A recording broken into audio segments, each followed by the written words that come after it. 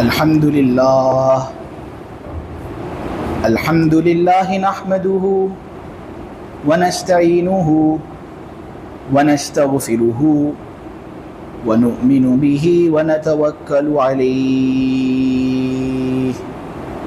ونعوذ بالله من شرور أنفسنا ومن سيئات أعمالنا من يهده الله فلا مضل له ومن يضلله فلا هادي له ونشهد أن لا إله إلا الله وحده لا شريك له ونشهد أن سيدنا ومولانا وحبيبنا محمدا عبده ورسوله الحمد لله وكفى والصلاة والسلام على رسوله المصطفى وعلى عباده الذين ارتضى ومن بهداهم اهتدى وبآثار أهل المدينة اكتفى أعوذ بالله من الشيطان الرجيم بسم الله الرحمن الرحيم قال نوح رب إنهم عصوني واتبعوا من لم يزده ماله وولده إلا خسارا ومكروا مكرا كبارا وقالوا لا تذرن آلهتكم ولا تذرن ودا ولا سواعا ولا يغوث ويعوق ونسرا وقد أضلوا كثيرا ولا تزد الظالمين إلا ضلالا مما خطيئاتهم أغرقوا فأدخلوا نارا فلم يجدوا لهم من دون الله أنصارا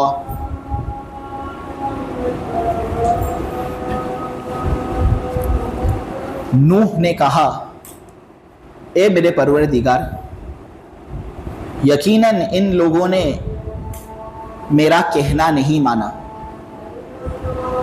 انہوں نے میری نافرمانی کی ہے اور ان سرداروں کے پیچھے چل پڑے جن کے مال اور اولاد نے ان کو نقصان کے علاوہ کوئی اور چیز نہیں دی۔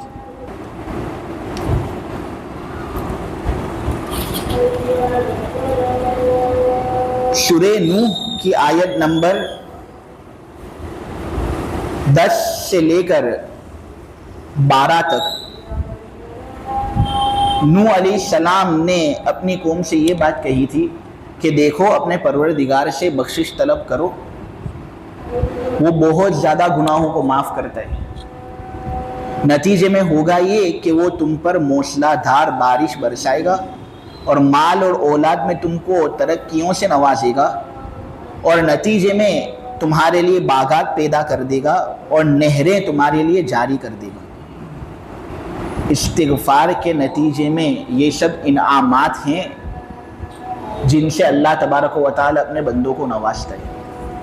نوح علیہ السلام نے اپنی قوم سے یہی بات کہی کہ دیکھو گناہ تو سب سے ہوتے ہیں، لیکن تمہیں کرنا یہ ہے کہ تم اپنے گناہوں سے معافی مانگو، معافی مانگنے کے نتیجے میں موسلا دھار بارش تم پر برسے گی اور دنیاوی فوائد سے اللہ تبارک و تعالی تمہیں نوازے گا۔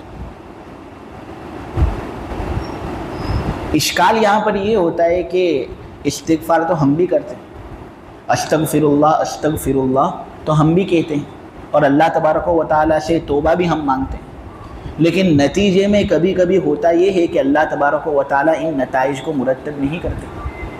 بارش کی کمی ہوتی ہے لیکن استغفار کرنے والوں کے استغفار کی وجہ سے بارش واپس شروع نہیں ہوتی، اور یہ سب انعامات جو اللہ نے یہاں پر ذکر کیے ہیں وہ انعامات آدمی کو حاصل نہیں ہوتے۔ تو ایسا کیوں؟ یہاں پر خود نوح علیہ السلام تو یہ کہہ رہے ہیں کہ استغفار کرو، نتیجے میں یہ سب انعامات تمہیں ملیں گے، لیکن ہم یہ سب کام کرتے ہیں لیکن پھر بھی کبھی کبھی ہوتا یہ ہے کہ ان کا تخلف ہو جاتا ہے، ہمیں یہ انعام ملتے نہیں۔ تو اس کا ایک جواب مولانا اشرف علی صاحب تھانوی رحمۃ اللہ علیہ نے یہ دیا ہے کہ دیکھو یہ جو انعام کا تذکرہ یہاں پر ہوا ہے یہ نوح علیہ السلام کی قوم کے ساتھ خاص ہے، یعنی استغفار کرنے کے نتیجے میں بارش کا برسنا، مال اور اولاد کا کثیر مقدار کے اندر عطا ہونا، تو یہ سب نوح علیہ السلام کی قوم کے ساتھ مخصوص تھا، یہ ہمارے لیے نہیں ہے۔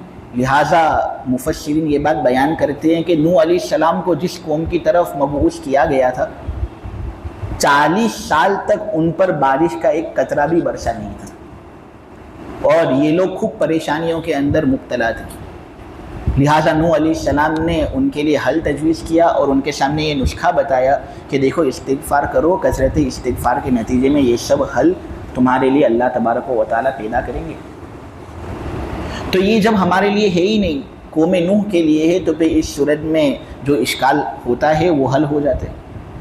دیکھو عامتاً تو جب بارش نہ ہونے تو نبی کریم صلی اللہ علیہ وسلم کی طرف سے ہمیں یہ ہدایت دی گئی ہے کہ ہم نماز استسقاء پڑھیں۔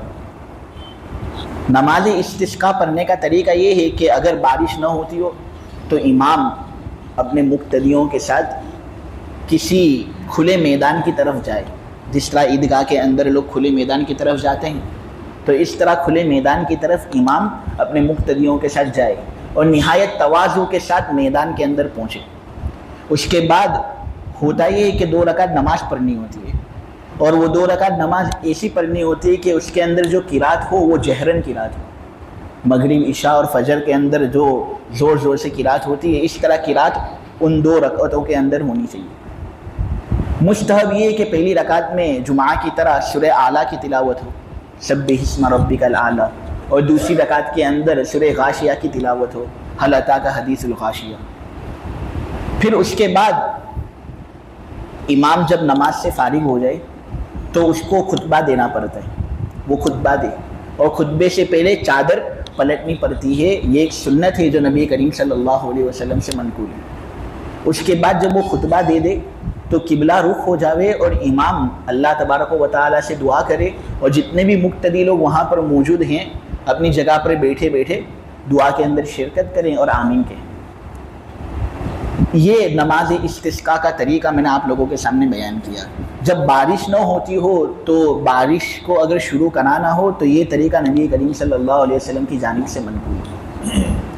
اس میں مستحب یہ ہے کہ آدمی 3 دن تک کوشش کرے، پہلے دن بارش نہ ہو تو دوسرے دن جائے، تیسرے دن جائے۔ انشاءاللہ اس طریقے کو اگر اختیار کیا جائے گا تو اللہ تبارک و تعالیٰ بارش کا سلسلہ واپس شروع کر دیتے ہیں۔ لیکن امام ابو حنیفہ رحمۃ اللہ علیہ کا کہنا اس سلسلے میں یہ ہے کہ دیکھو نماز استسقاء کے اندر اگر نماز آدمی پڑھ لیتا ہے تو یہ تو بہت اچھا ہے، لیکن اس کے اندر اصل استغفار ہے، یعنی اصل چیز جس چیز کی وجہ سے بارش شروع ہوتی ہے وہ ہے استغفار۔ اس لیے استغفار کو لازم پکڑنا چاہیے، اور جب بھی ایسی کوئی مصیبت آدمی پر آئے تو آدمی کو چاہیے کہ وہ استغفار کرے، انشاءاللہ استغفر اللہ کہنے کی وجہ سے اور اپنے گناہوں کی معافی کرانے کی وجہ سے اللہ تبارک و تعالیٰ دنیاوی انعاموں سے نوازتا ہے۔ خیر، اشکال تو جو ہو رہا تھا اس اشکال کا حل میں نے آپ لوگوں کے سامنے بیان کر دیا کہ یہاں پر یہ جو نتائج سورہ نوح کے اندر بیان ہوئے ہیں استغفار کو کرنے کے نتیجے میں یہ سب انعامات اللہ تبارک و تعالیٰ دیتا ہے، تو یہ قوم نوح کے ساتھ مخصوص ہے، ہمارے لیے نہیں ہے۔ دوسرا جواب بعض مفسرین نے یہ دیا ہے کہ دیکھو یہاں پر کامل استغفار مراد ہے، اگر واقعتاً استغفار کامل ہوگا تو اللہ تبارک و تعالیٰ ان انعاموں سے نوازے گا، اگر استغفار کے اندر نقص ہو تو کبھی کبھی اللہ تبارک و تعالیٰ وہ انعام دینے کے اندر توقف کرتا ہے اور انعام فوراً دیتا نہیں۔ تیسرا جواب بعض مفسرین نے یہ دیا ہے کہ یہاں جو یہ بات کہی گئی ہے کہ اپنے پروردگار سے بخشش طلب کرو تو نتیجے میں موسلا دھار بارش تم پر برسے گی اور اللہ اور انعاموں سے تمہیں نوازے گا، تو یہاں ایک بات یہ سمجھنی ہے کہ دیکھو استغفار کے نتیجے میں فائدہ تو ملتا ہی ہے، ایسا نہیں کہ کبھی بھی کوئی استغفار آدمی کرے اور اس میں اس کو فائدہ نہ ملے، لیکن وہ فائدہ کبھی دنیا کے اندر ظاہر ہوتا ہے تو کبھی اس کا ظہور آخرت کے اندر ہوتا ہے۔ کبھی ہوتا یہ ہے کہ اللہ تبارک و تعالی دنیا کے اندر انعام دیتا نہیں ہے اور آخرت کے اندر اس سے بہتر انعام سے وہ نوازتا ہے، یہ اللہ تبارک و تعالی کی عادت ہے۔ تو ہم استغفار کرتے ہیں تو اللہ سے یہی امید رکھنی چاہیے کہ یہ سب انعام جو اللہ نے سورہ نوح کے اندر ذکر کیے وہ اللہ ہمیں دے گا۔ لیکن اگر کبھی کبھی تخلف ہو جائے اور یہ چیزیں ہمیں نہ ملے تو اس کا مطلب یہ کہ اللہ نے اس سے بہتر انعام ہمارے لیے تیار کر دیا ہے، اور استغفار کے نتیجے میں روحانی ترقی ہوتی ہے، گناہ معاف ہوتے ہیں، جہنم سے آدمی کو نجات ملتی ہے۔ اس سے بہتر فائدہ استغفار کا کیا ہو سکتا ہے؟ تو اس طرح اس اشکال کا حل میں نے آپ لوگوں کے سامنے پیش کیا۔ میرے عزیزو، یہ استغفار ایک ایسی چیز ہے کہ جس کی وجہ سے ہمارے تمام گناہ معاف ہو سکتے ہیں، لیکن پھر بھی امت کا ایک اکثر حصہ ایسا ہے جو اس عبادت کو انجام دینے کے اندر کوتاہی کر رہے ہیں۔ گناہ تو سب سے ہوتے ہیں لیکن ہم استغفار کرتے نہیں، حالانکہ اللہ یہ کہتا ہے کہ دیکھو مجھ سے معافی طلب کرو، میں معاف کروں گا۔ ایسا نہیں کہ تم گناہ کرو گے اور معافی طلب کرو گے تو میں معاف نہیں کروں گا، میں تو معاف کروں گا، تو کم سے کم معافی تو طلب کرو، تمہاری جانب سے جو کام تمہیں کرنا ہے وہ کرو، تو انشاءاللہ میں اپنی جانب سے جو کام کرنا ہے وہ میں کروں گا۔ لیکن اس سلسلے میں اس کے باوجود ہماری جانب سے کوتاہیاں پائی جا رہی ہیں۔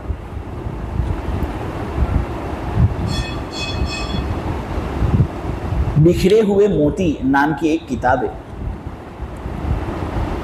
اس کے اندر ایک عجیب و غریب واقعہ نقل ہوا ہے۔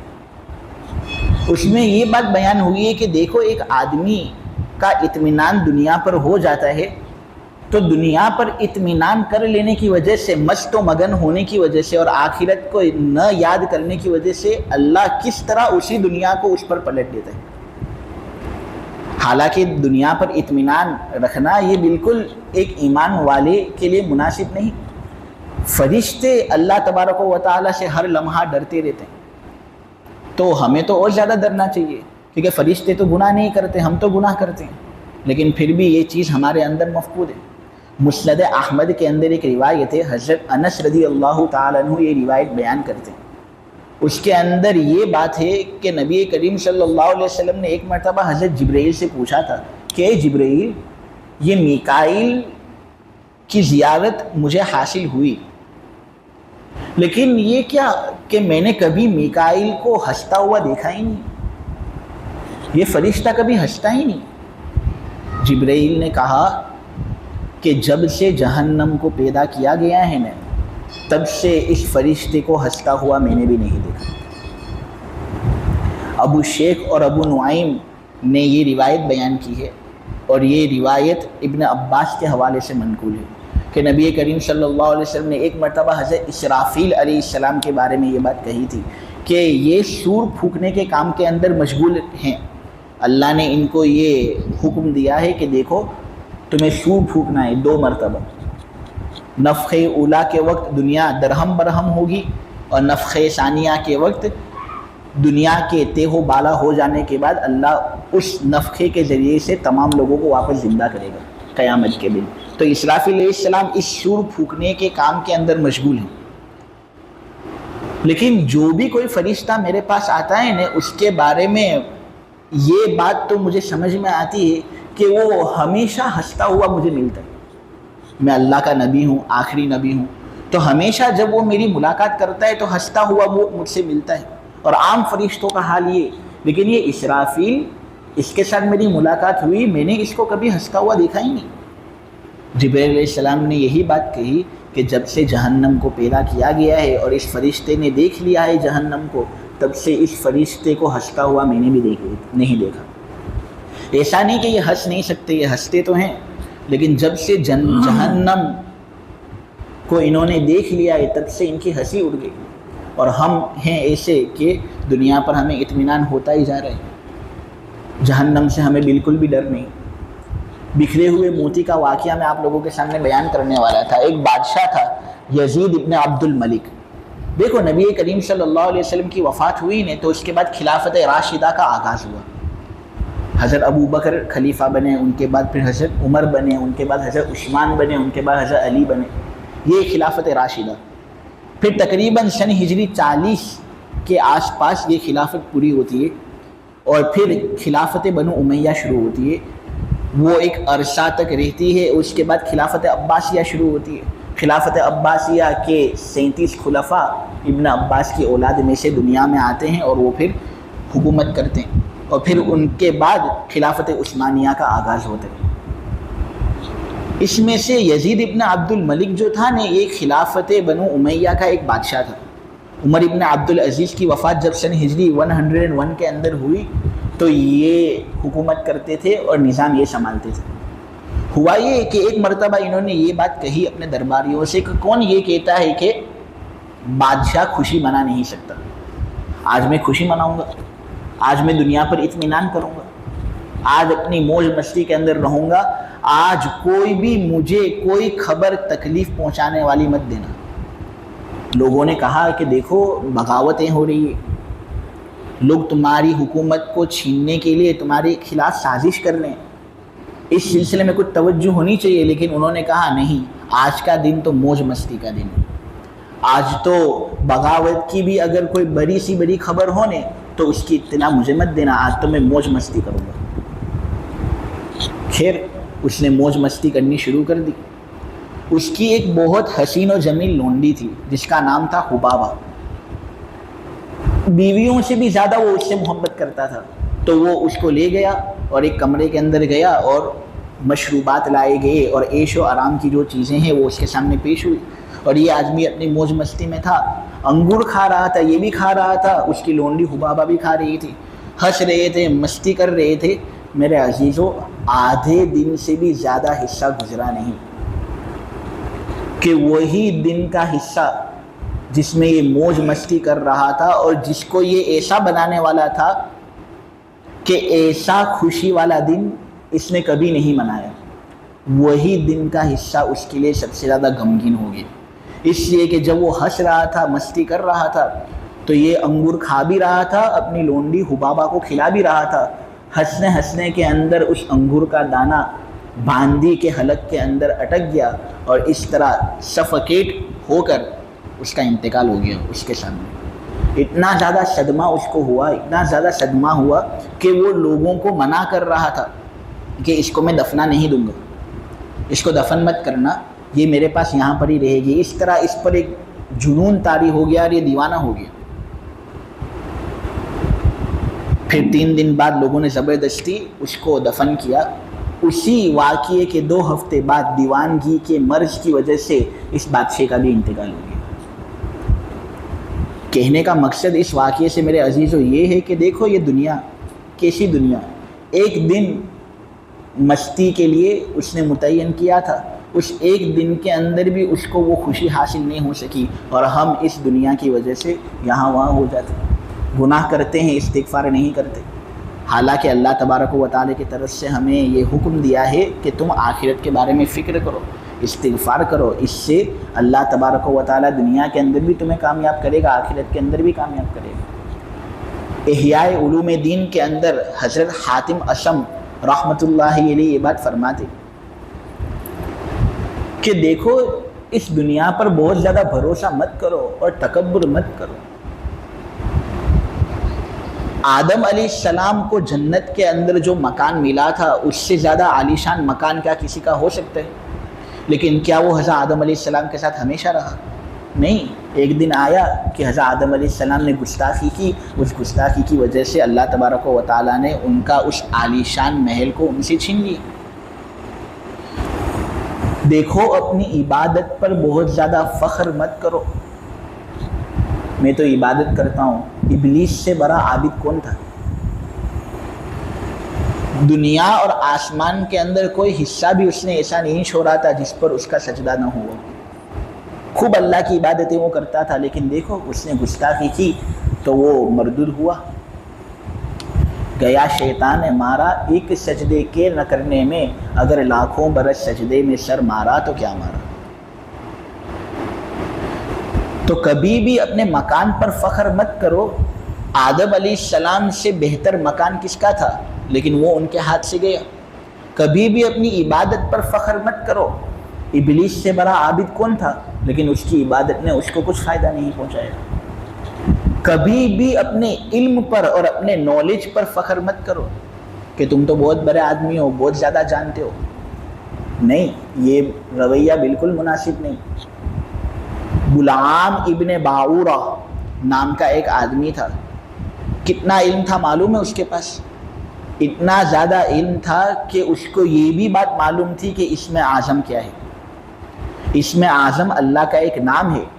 اس نام کو اگر کوئی آدمی دعا کے اندر ذکر کرے اور اللہ سے دعا مانگے تو اللہ اس دعا کو 100% قبول ہی کرتا ہے. غلام ابن باورہ کو اسم اعظم معلوم تھا. اب آدمی سوچ سکتا ہے کہ یہ آدمی اللہ کا کتنا زیادہ برگزیدہ بندہ تھا اور کتنا زیادہ علم تھا اس کے پاس. لیکن پھر یہ بھی مرتد ہوا اور عورت کے چکر کے اندر ایسا پھنسا کہ ایمان بھی اس نے ایک طرف کر دیا. اور ہوا یہ کہ سزا کے طور پر اس کی زبان باہر نکلی اور اس کی چھاتی سے لٹک گئی اور اس طرح کتے جیسی شکل اس کی گویا ہو گئی.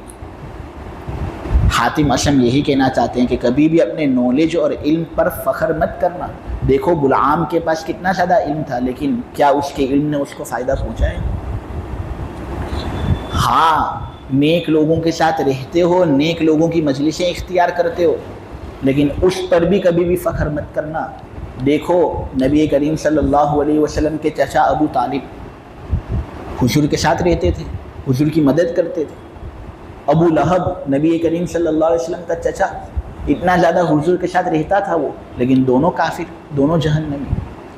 حاتم اصم نے یہ بہت قیمتی نصیحت کی ہے، جس نصیحت کو میرے عزیزوں مجھے بھی اس پر عمل کرنا ہے، آپ لوگوں کو بھی اس پر عمل کرنا ہے. خیر، آج کے سبق کے اندر نوح علیہ السلام کا یہ قول نقل کیا جا رہا ہے کہ نوح علیہ السلام نے کہا، اے پالنہار، یقیناً میں نے ان پر دین کو پیش کیا، لیکن یہ لوگ تو ایسے عجیب و غریب ہیں کہ میری بات قبول کرنے کے لیے تیار نہیں. انہوں نے میری نافرمانی کی، میرا کہنا ہی نہیں مانتے، بلکہ ان لوگوں کا کہنا مانتے ہیں جو مال اور اولاد کی مستی کے اندر پڑے ہوئے ہیں. بس ان کو مال ہی دکھتا ہے، اولاد ہی ان کو نظر آتی ہے، اللہ کی کوئی عبادت نہیں کرتے، غفلت میں پڑے ہوئے ہیں. ایسے لوگوں کے پیچھے چلتے ہیں اور میں ان کو اللہ کی طرف بلا رہا ہوں تاکہ ان کا فائدہ ہو، لیکن یہ لوگ نتیجے میں مجھے کیا کہتے ہیں؟ مجھے پاگل کہتے ہیں. نتیجے میں موقع پا کر مجھے مارتے ہیں، پیٹتے ہیں، اتنا مارتے ہیں کہ کبھی کسی گلی کے اندر مار کی وجہ سے میں اٹھ نہیں پاتا اور کبھی گھسی مجھ پر طاری ہو جاتی ہے. اب اے اللہ، میں نے تو جو فریضہ تو نے مجھے دیا تھا وہ فریضہ میں نے ادا کر دیا، اب یہ لوگ ہی میری بات نہیں مانتے تو اب میں کیا کروں؟ یہاں پر نوح علیہ السلام دعا کا آغاز کر رہے ہیں. ایسی دعا جس دعا کی وجہ سے اللہ نے پوری دنیا پر عذاب کو مسلط کیا. نوح علیہ السلام کا اصل نام، بعض مفسروں نے یہ بات بیان کی ہے کہ نوح علیہ السلام کا اصل نام تھا عبد الغفار. ان کا نام نوح نہیں تھا، ان کا اصل نام تو عبد الغفار تھا، ایسا بعض مفسر لوگ بیان کرتے ہیں. نوح تو ان کا لقب تھا. دراصل یہ نوحہ سے ہے. کس سے ہے یہ؟ نوحہ سے. نوحہ کہتے ہیں رونے کو، چونکہ یہ اپنی قوم کی حالت پر بہت زیادہ روتے تھے اور ان کے بارے میں بہت زیادہ غم کرتے تھے کہ 950 سال میں نے ان لوگوں کو حق کی طرف بلایا، لیکن پھر بھی 70 لوگوں کے علاوہ کوئی ایک آدمی بھی ایسا نہیں جو میری دعوت پر لبیک کہتا ہو. تو یہ بہت زیادہ روتے تھے اور نوحہ کرتے تھے نا، اس وجہ سے ان کا لقب نوح پڑ گیا. تو یہ یہاں پر بد دعا دینا شروع کر رہے ہیں اور اس کا آغاز یہاں پر آپ لوگوں کے سامنے کیا. دیکھو، مال اور اولاد کا ہونا بہت اچھی چیز ہے. آدمی کے پاس اگر مال نہ ہو تو دنیا کے اندر وہ بیچارہ ذلیل ہوتا ہے، رسوا ہوتا ہے، رشتہ دار بھی اس سے منحرف ہو جاتے ہیں. اس لیے مال کا ہونا بہت ضروری ہے. آدمی کمائی کرے ایسی جس کمائی کی وجہ سے اس کو مال حاصل ہو، اور اولاد کا ہونا بھی بہت ضروری ہے. لیکن مال اور اولاد کے اندر اتنا زیادہ گھس جانا کہ جو فرضی منصب ہیں اور جو فرائض آدمی پر ہیں، آدمی اسی کے اندر غفلت کرے، کوتاہی کرے، تو یہ بالکل مناسب نہیں. مال سے اتنی زیادہ محبت کہ زکوٰۃ ہی نہیں دیتا. آج اکثر امت محمدیہ کا حصہ ایسا ہے جو زکوٰۃ ادا کرنے والی عبادت کے اندر قاصر ہے، زکوٰۃ ہی ادا نہیں کرتے. ایک واقعہ میں آپ لوگوں کے سامنے بیان کروں. کتاب الکبائر کے اندر یہ واقعہ موجود ہے. علامہ ذہبی رحمۃ اللہ علیہ اس کو بیان کرتے ہیں. وہ یہ کہتے ہیں کہ ایک اللہ والے تھے جن کا نام تھا علامہ محمد ابن یوسف فریابی. ایک مرتبہ وہ گئے اپنے کسی دوست کی زیارت کرنے کے لیے، جس دوست کا نام تھا ابو سنان. چنانچہ علامہ محمد ابن یوسف فریابی ابو سنان کی زیارت کرنے کے لیے جاتے ہیں ملتے ہیں، ملاقات کرتے ہیں۔ اس کے بعد علامہ ابو سنان یہ کہتے ہیں کہ دیکھو میرے پڑوس کے اندر ایک آدمی ہے، اس کے بھائی کا انتقال ہو گیا، اس کی عیادت کرنی چاہیے، اس سے ملاقات کرنی چاہیے، تعزیت کے لیے جانا چاہیے۔ چنانچہ محمد ابن یوسف فریابی نے کہا ٹھیک ہے، بہت اچھا، چلو جاوے۔ تو اس طرح یہ لوگ پڑوس کے اندر گئے۔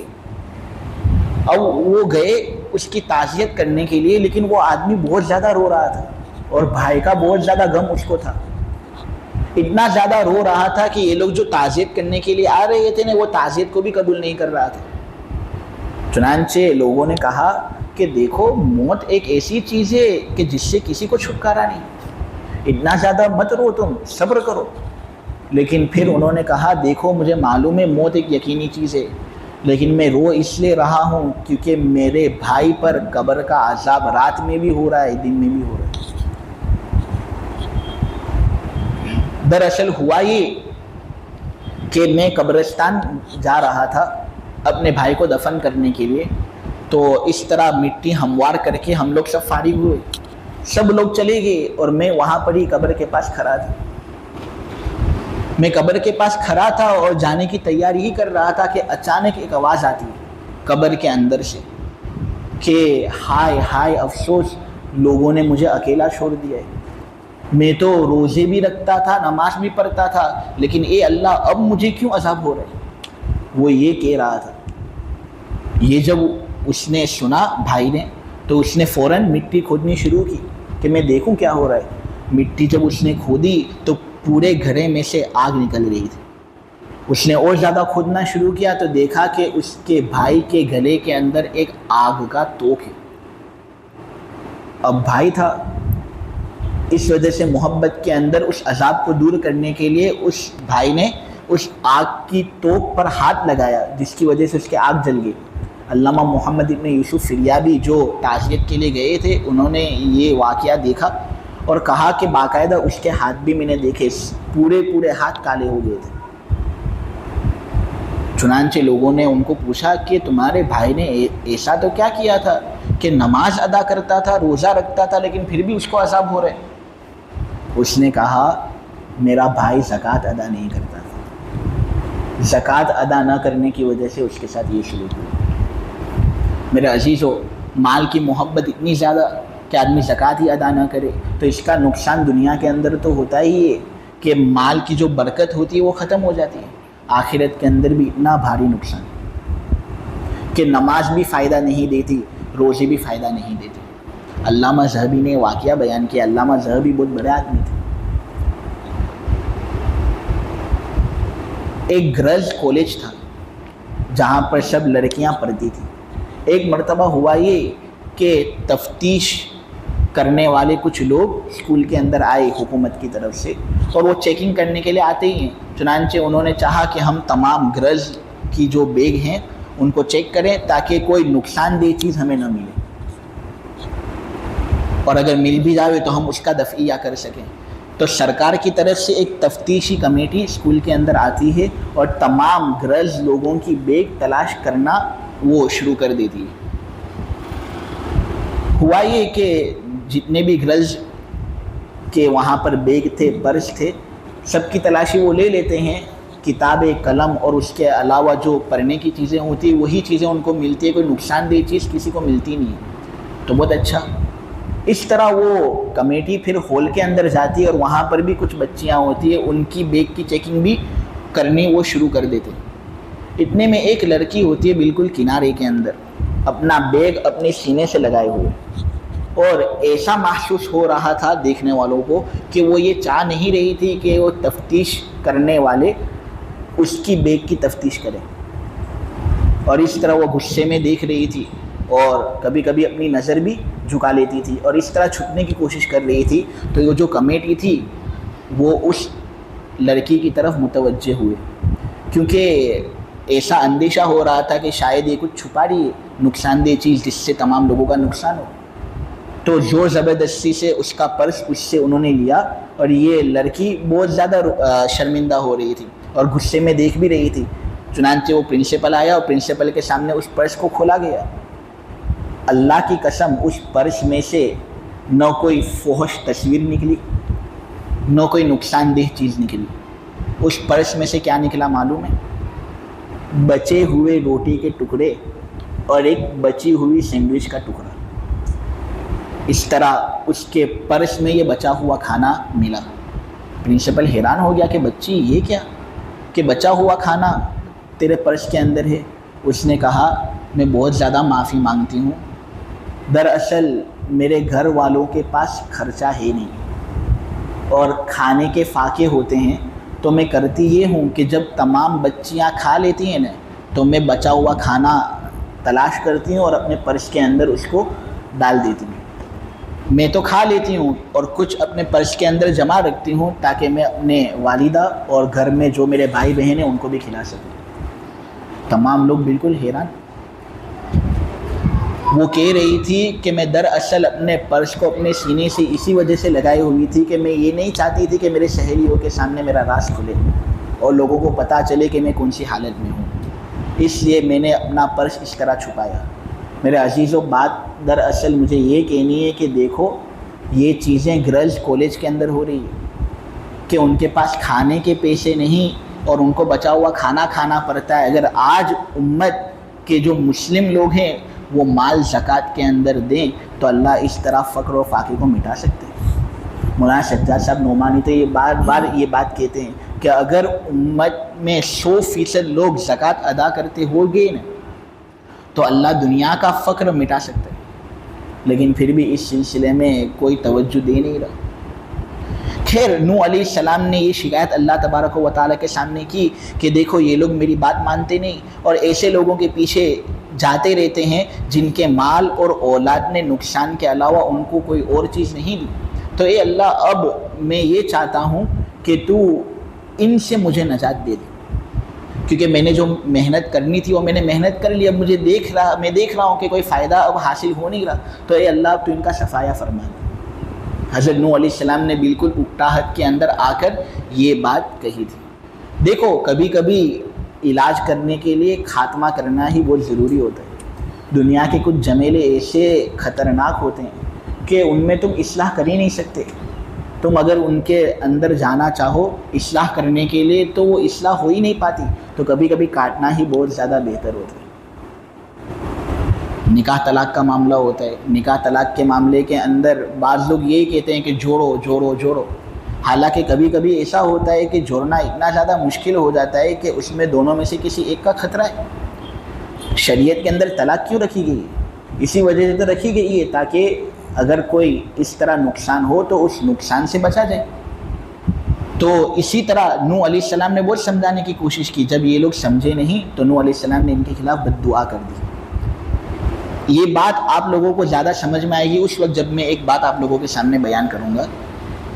ملا ناصر الدین نام کے ایک شیخ تھے، ایک گدھے کو لے گئے وہ چھت پر، اور چھت پر اس کو تھوڑی دیر کے لیے رکھا، بہت خوش ہوئے، لیکن پھر چاہا کہ وہ گدھا جب چھت پر چڑھ گیا ہے تو اب اس کو نیچے لے آؤں، چھت پر تھوڑی رہے گا وہ۔ چنانچہ انہوں نے اس گدھے کو نیچے لانا چاہا، لیکن اب وہ گدھا نیچے آنے کی تمنا ہی ظاہر نہیں کر رہا۔ وہ کھینچ رہے، اس کو ہانک رہے، لیکن پھر بھی وہ نیچے آنے کے لیے تیار نہیں۔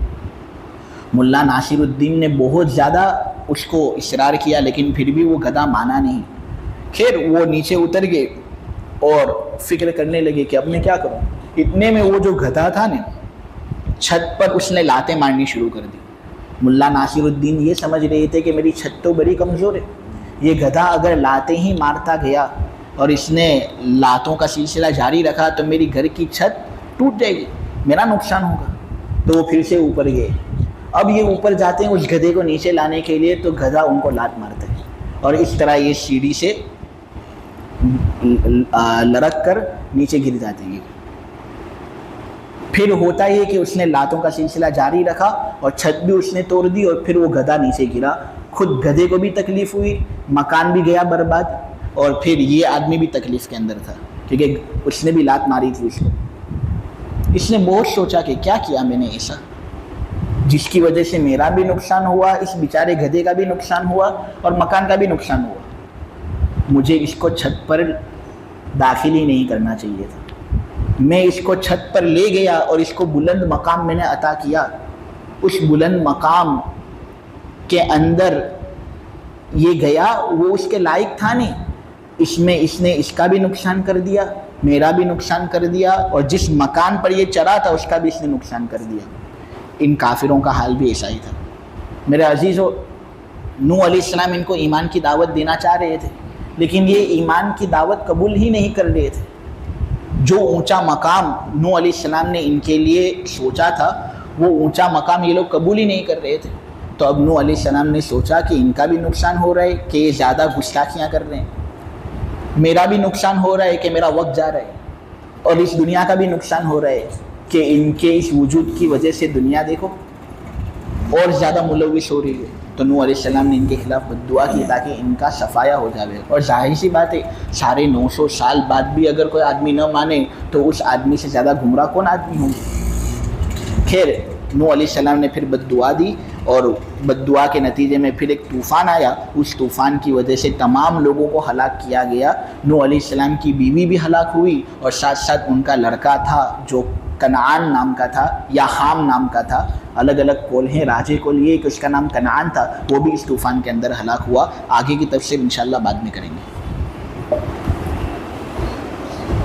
سبحانک اللہم وبحمدک وتبارک اسمک وتعالی جدک ولا الہ غیرک، اللہم صلی علی سیدنا مولانا محمد النبی الامی وعلی آلہ وسلم تسلیما۔ اے اللہ ہمارے گناہوں کو معاف فرما، مولا ہماری خطاؤں سے درگزر فرما۔ بے شک مولا کریم ہم نے بہت زیادہ گناہ کیے، تیری نافرمانی ہم نے بہت کی ہے۔ مولا کریم ہماری تمام نافرمانیوں کو معاف فرما دے، ہمارے تمام گناہوں کو معاف فرما دے۔ اے اللہ ہماری سیئات کو حسنات سے مبدل فرما دے۔ تو اپنی مرضیات پر ہمیں زیادہ سے زیادہ چلا کر تیری نامرضیات سے اے اللہ تو ہماری پوری حفاظت فرما۔ اے اللہ تو ہمارے لیے خیر کے فیصلے فرما، شر کے فیصلے مت فرما۔ اے اللہ سکھ کے فیصلے فرما، دکھ کے فیصلے مت فرما۔ مولا کریم ہمیں طاقت دے، قوت دے، تندرستی دے، بیماری، کمزوری، ذوق سے اے اللہ تو ہماری پوری حفاظت فرما۔ مولا کریم علم سے نواز، جہالت سے پوری حفاظت فرما۔ اے اللہ عزت سے نواز، ذلتی سے ہماری پوری حفاظت فرما۔ مولا کریم یہ جتنے بھی لوگ مجلس کے اندر بیٹھے ہیں ان کی ہر جائز تمنائیں اور مرادوں کو مولا کریم پورا فرما۔ مولا کریم قرآنی انوارات سے ہمارے دلوں کو منور فرما دے، قرآن کا سچا پکا عاشق بنا دے، قرآن کی ہر آیت کو سمجھنے والا اور اپنی زندگی میں اس کے مطابق عمل کرنے والا اے اللہ تو ہمیں بنا دے۔ اے اللہ اس تفسیر کو خوب قبول فرما، اس کا ثواب اہل فلسطین کو پہنچا دے۔ اے اللہ ان پر جو ظلم و ستم ہو رہا ہے اس کا خاتمہ فرما، جتنے بھی ظالم لوگ دنیا کے اندر پھیلے ہوئے ہیں تمام کا خاتمہ فرما، اور اے اللہ مسلمان امت کو ظالم بننے سے بھی بچا، مظلوم بننے سے بھی بچا۔ اے اللہ اس تفسیر کو خوب قبول فرما، اس میں اگر کوئی کوتاہی ہو گئی ہو بولنے کے اندر مولا اس کو تو معاف فرما دے، سننے کے اندر کوئی کوتاہی ہو گئی ہو مولا اس کو معاف فرما دے، اور خوب اس سلسلے کو قبول فرما اور ہمارے دلوں کو اس کے ذریعے سے روشن فرما۔ وصلی اللہ تعالی علی خیر خلقہ محمد وعلی آلہ وصحبہ اجمعین برحمتک یا ارحم الراحمین۔